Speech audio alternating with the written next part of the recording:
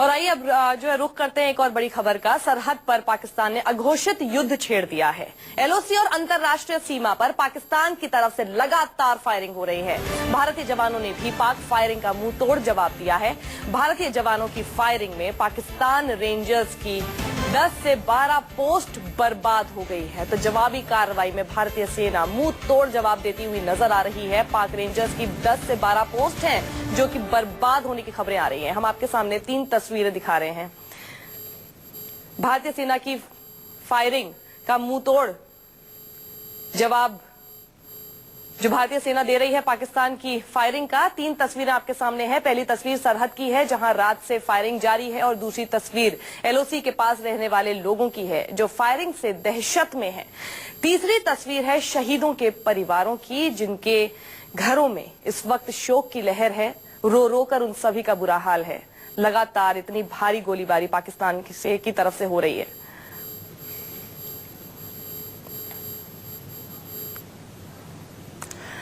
तो बड़ी बातें हम आपको बताते हैं। सीमा पार अघोषित युद्ध की बड़ी बातें क्या है। पाकिस्तान के 5 रेंजर्स मारे गए हैं और कई जख्मी इस वक्त बताए जा रहे हैं। पाकिस्तान के 10 से 12 रेंजर्स की पोस्ट जैसे कि हमने आपको बताया वो तबाह होने की भी खबरें आ रही हैं। बीएसएफ की जवाबी फायरिंग में कई पाकिस्तानी टावर तक तबाह हो गए हैं। पीओके के कई गांवों में आग लग गई है, ऐसी खबरें भी सामने आ रही हैं। और पाकिस्तानी सेना आतंकियों के साथ मिलकर फायरिंग कर रही है। यानी पाकिस्तानी सेना अकेली नहीं है बल्कि उनके साथ आतंकियों का भी सहयोग दिख रहा है। एलओसी पर लगी बाढ़ तक पहुंचे हैं।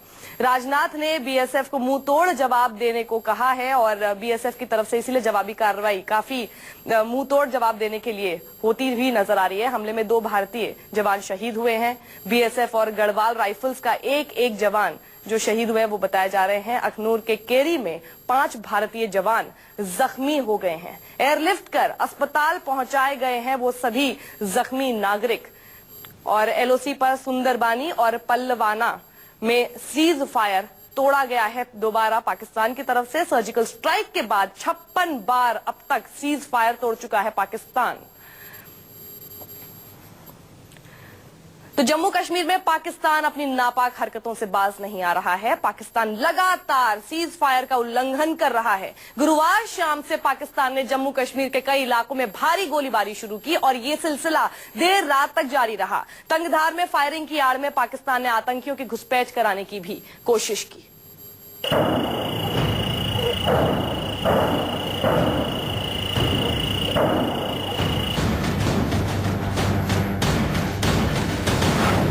बॉर्डर पर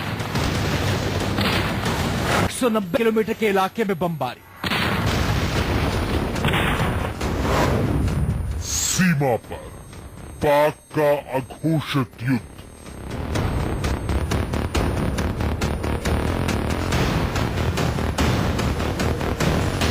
जम्मू कश्मीर के आकाश में गुरुवार देर रात पाकिस्तान की तरफ से दागे गए गोले और मोर्टार ऐसे ही नजर आते रहे।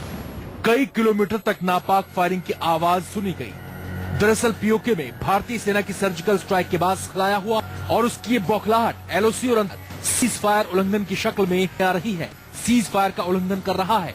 सीमा पर का ये सिलसिला गुरुवार शाम से शुरू हो गया था और देर रात जारी रहा। पाकिस्तान तंगधार, अखनूर, राजौरी, पुंछ, आरसपुरा, हीरानगर और मेढर में भारतीय चौकियों और गांव को निशाना बनाया। पाकिस्तानी रेंजर्स की ओर से भारतीय सेना की चौकियों को निशाना बनाया जा रहा है। एलओसी के काफी करीब से पाकिस्तानी सैनिक मोर्टार दाग रहे हैं।